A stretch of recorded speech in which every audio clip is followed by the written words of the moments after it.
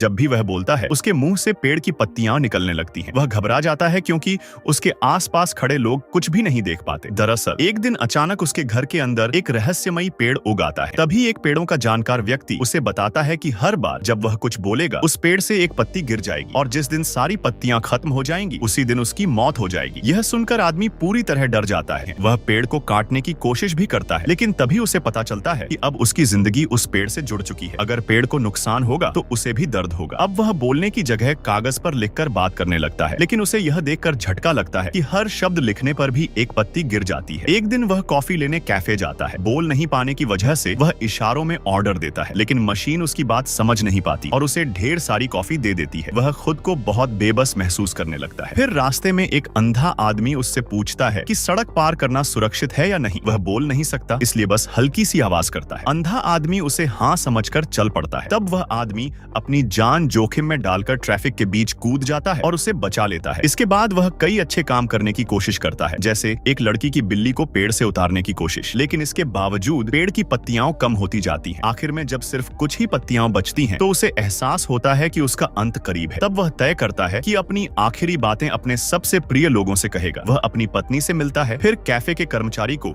एक कीमती record gift करता है। आखिर में वह अपने पिता की कब्र के पास जाता है। वह धीरे से कहता है, आई लव यू पापा। जैसे ही आखिरी पत्तियां गिरती हैं, वह बेहोश होकर गिर जाता है, लेकिन कुछ समय बाद फोन की घंटी से उसकी आंख खुलती है। उसका दोस्त बताता है कि वह पेड़ फिर से जीवित हो गया है। उस पर नई हरी पत्तियां और खूबसूरत फूल खिल गए हैं। उसकी सच्चाई और प्यार ने आखिरकार उस श्राप को तोड़ दिया और उसे एक नई जिंदगी मिल गई।